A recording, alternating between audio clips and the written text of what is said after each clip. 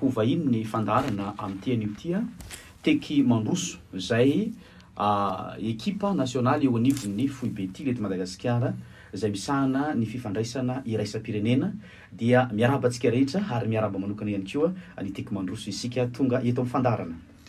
Misaotra Antony mampiantrano ato anatin'ny fandarana izy ny vonina miaraka amin'ny radio fahazavana dia miarabantsika rehetra ny tokantrano any ho amintsika rehetra ny fiadanan'ny tompo. Eny azy milohany erosoantsika avy hatrany amin'izay hodinidinika sy ho resadresaka amin'izao namana sakaiza mpanompon'Andriamanitra misehatra eo anivo zany fanabeazana zany dia tsika hivavaka hisaotra an'Andriamanitra.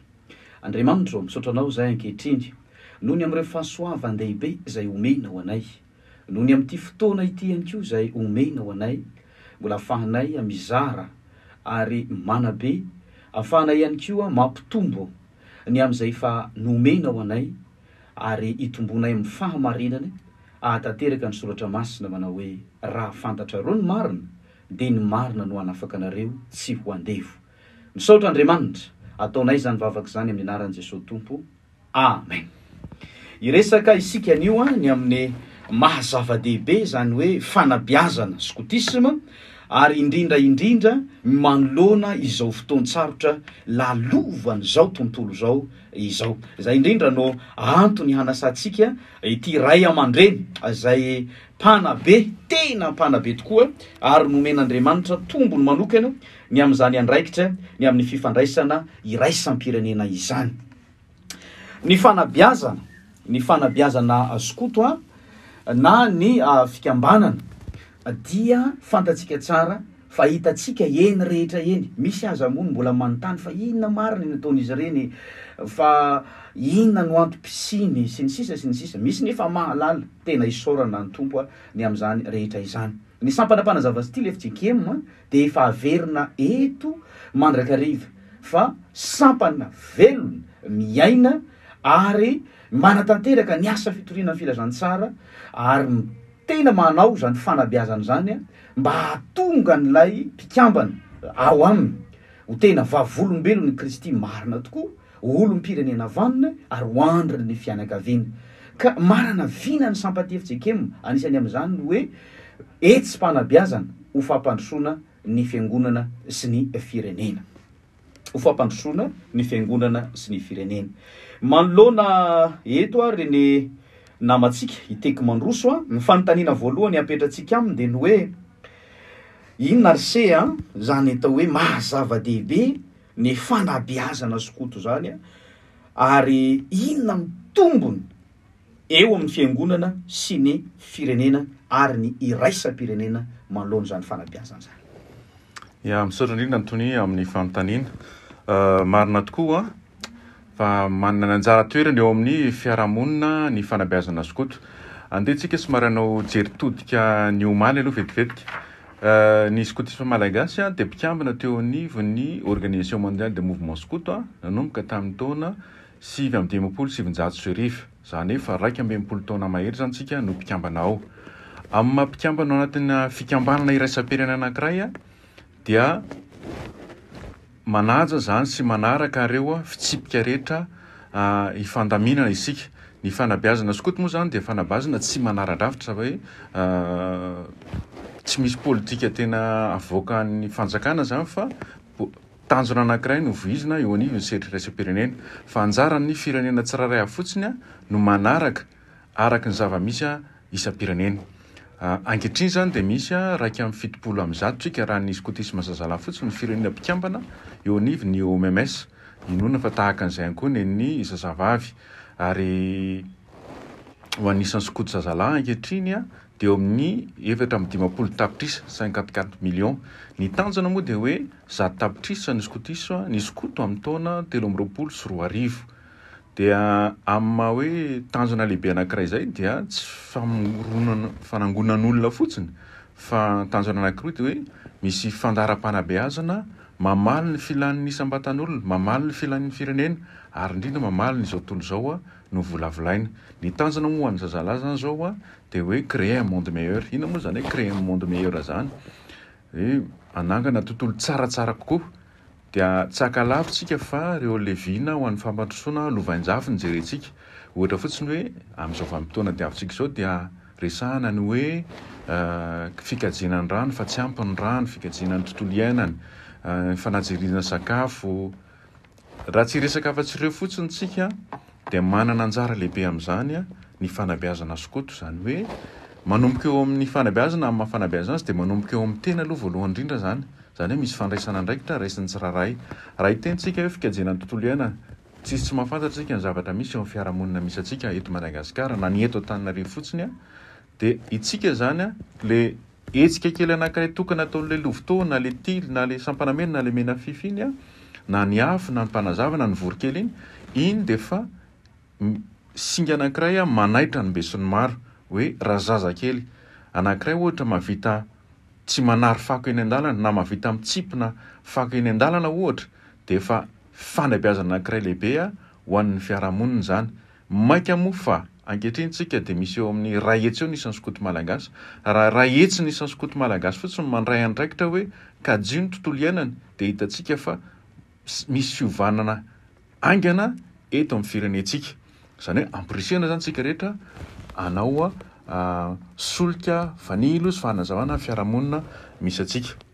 Ho an'ny tsirairay kosa dia hoe inona mety ho tombony amin'izany hoe fanabeazana skoto zany. Voalohany indrindra dia hoe tsika raha nanao fanekena dia misy ilay hoe adidy amin'Andriamanitra, adidy amin'ny tena, adidy amin'ny hafa ary adidy amin'ny firenena. Zany hoe itsika zany mbola eo amin'ny 15 taona dia fa beazina sahady hoe manana andraikitra eo amin'ny fianakaviana, manana andraikitra eo amin'ny fiarahamonina ary indrindra eo amin'ny fiarahamena ny skoto tsiraray avy. Isaorantsika teky mandroso ny amin'izay fanazavana ny amin'ny fanabeazana somary nitodika anakany amin'ny lasa izy nanome isa ihany koa izy teo, zany hoe any ho any amin'ny 420 tapitrisa skoto zazalahy fotsiny zay sosoka zazalahy fotsiny zay, skoto zazalahy fotsiny zay. Dia raha mbola asa hoe ohatrohatry zany koa ny skoto zazavavy dia fa firy zany re, dia efa tena lasa lavitra nisy atsika maneran-tany. Mitodika maketo Madagasikara ny skoto malagasy efa ho ray hetsy mahery zay miparika eran'ny Madagasikara. Ny zavatra mety hisy aza mety ohatra zany isy zany fa zay moaloha no ara-dalàna zay hoe mandokaratra sy ny sisa fantatra arak'izany. Fa ny zavatra tena nanaitra teo dia ny hoe isika lay manorina tontolo tsaratsara kokoa, zany hoe misy tontolo miasimba miaratsy ary hitantsika tsara zao ny zava-misy ankehitriny zay mahazo zao tontolo zao miseho landy ka teraka reo endrim-pahalovana maro samihafa izay tena manimba mihitsy ny tontolo sy ny fiarahamonina.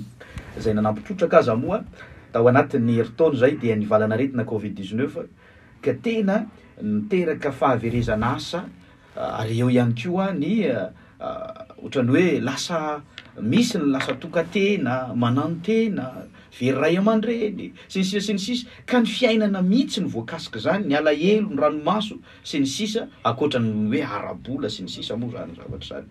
Fa teraka ao anatin'izao fahasahiranana zao koa ny haitany, ny mosary ao ihany koa lay hoe tsy ampy ny rano ahafahana mamboly ka dia tsy fantatra hoe ahoana zany zao no sakafontsika aorianan'izao voamaly ny antso tany ambanivohitra teka fa tena mbola tsy afaka mamboly na manetsa n'lay zanabary tokony ho afindra ny any ambanivohitra fa tena tsisy rano. Dia ny antso an'le zandro koa moa hoe sao dia mba hazo atao ny mampiakatra rano amin'ny motopompy aloha mba ahafahana mamonjy an'lay zanabary. Voamaly zany resaka zany no niseho. Dia eo ihany koa ny fivaovan'ny toetrandro zay tena mahita atsika ankehitriny fa miakatra be ny hafanana, ny rivotra moa zany maloto iainanao sy ny sisa ny tontolo sy ny fiarahamonina. Dia tena hitanao hoe miasimba lay toe-tsaina, ny tany miakarakaina.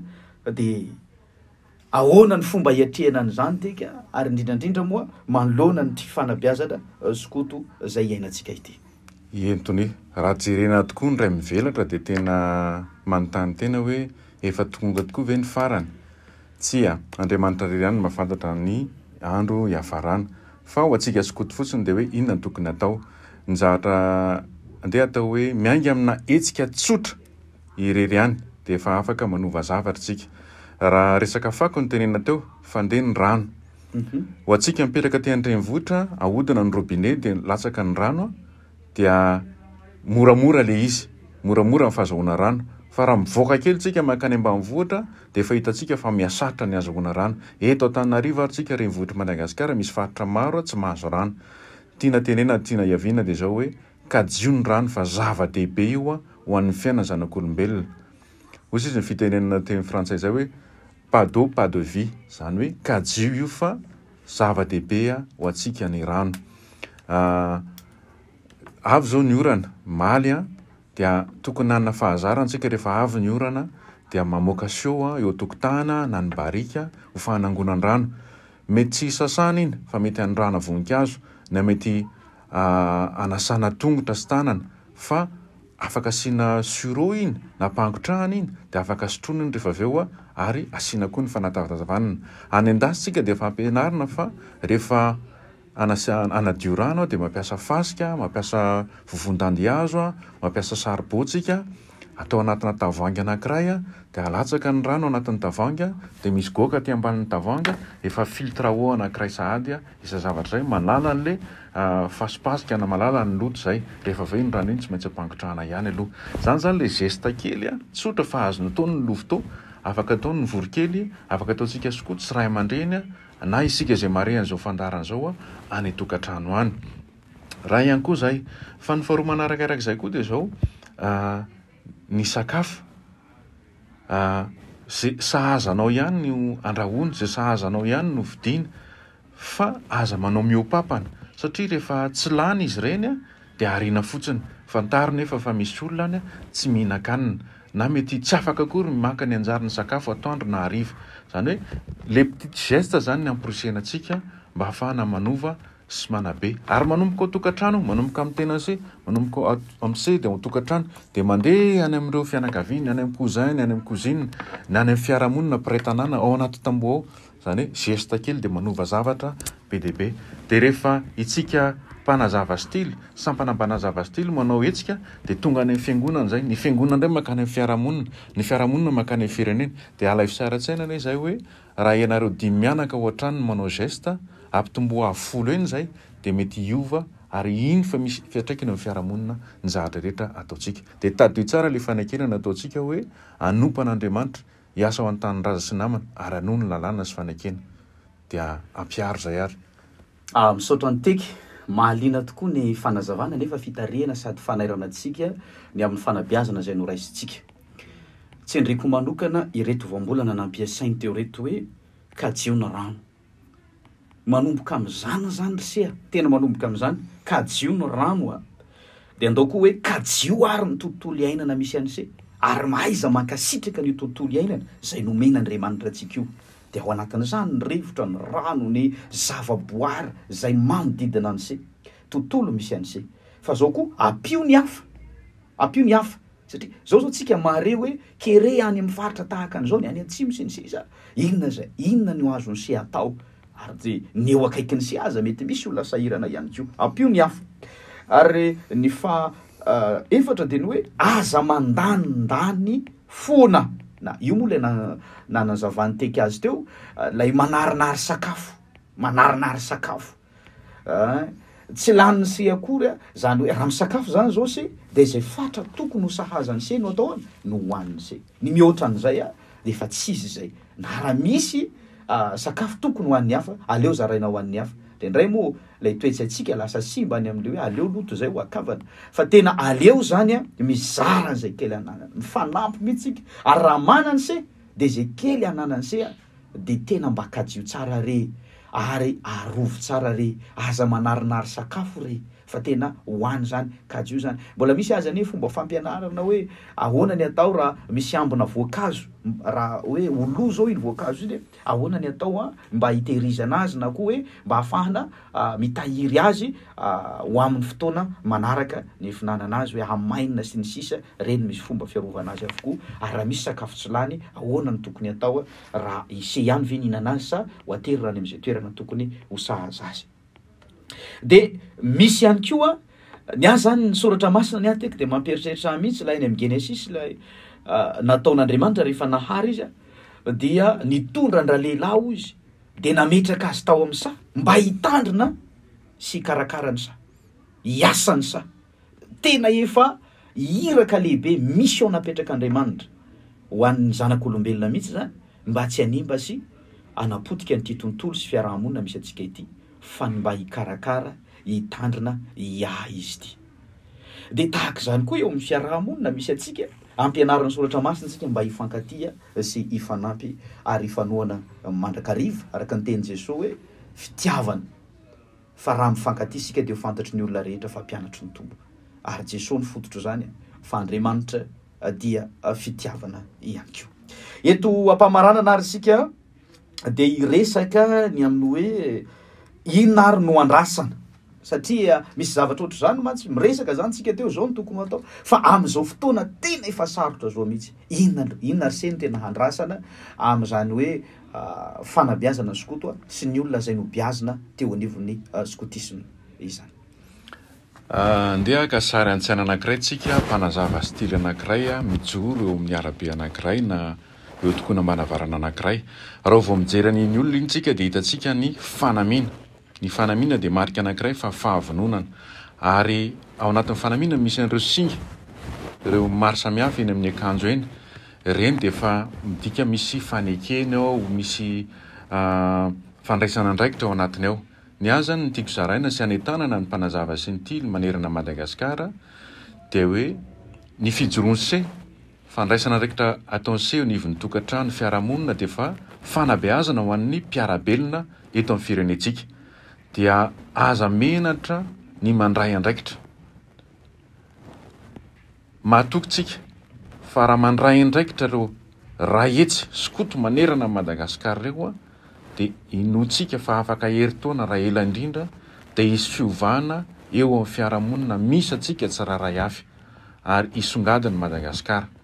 Aza menatra mitory filazantsara tsy ny fitoriana fotsiny hoe natoko sy andinina amin'ny baiboly ny atao fitoriana filazantsara fa ny hetsika. Ary tsika skoto amin'ny teny frantsay misy hoe éducation par l'action. Zany hoe tsy vitan'ny teny fotsiny fa mandray andraikitra tsika tsy rehetrarehetra eo amin'ny toerana misy atsika dia meteza vavolombelona.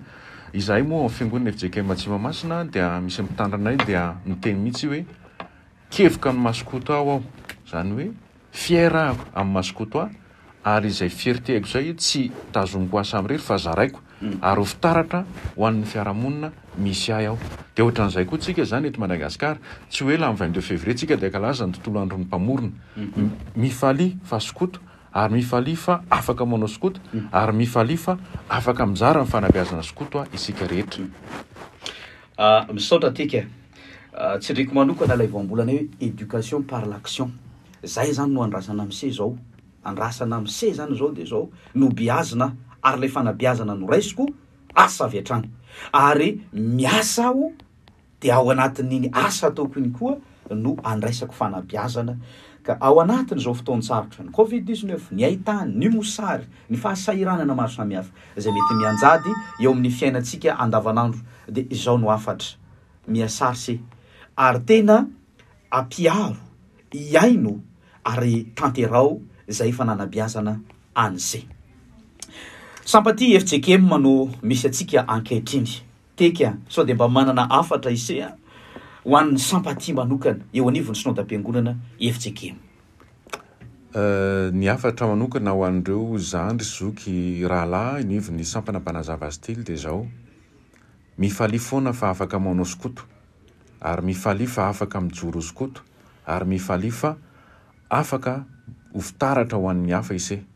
Dia raisiny andraikitra any amin'ny isam-piangonana, raisiny andraikitra any amin'ny synodam-paritany misy atsika tsirairay avy, any amin'ny faritra misy atsika tsirairay avy, meteza ho fanily sy fanazavana ny fiarahamonina misy atsika tsirairay avy ho fampandrosoana ny Madagasikara.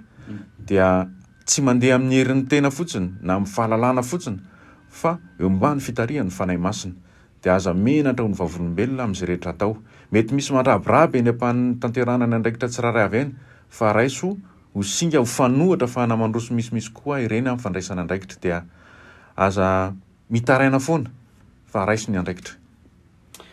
Misaotra ny tekisika nanaiky ny vahiny teto amin'ny fandarana izany vonona tamin'ity anio ity. fampalalam-baovao tsotra zay oentina ho antsika sampanampanazava style FJKM dia ny alahady 24 ny volana febroary amin'ny 2 ora eny amin'ny FJKM trano vato faravoatra isika no anatanteraka ny fiaraha-mivavaka ho fanikafana ny taom-panabeazana sy ny fotoanam-bavaka ny mpanatanteraka eo anivon'ny Barao Fohibe sy ny Fohibe Sympathie FJKM. Anasana ny mpikambana rehetra, hanasana atsika rehetra ihany koa izay ray aman-dreny vahoaka n'Andriamanitra Kristiana rehetra ho tonga eny amin'ny FJKM faravoatra isika ny alahady 24 ny volana febroary tolakandro amin'ny 2 ora sy sasany.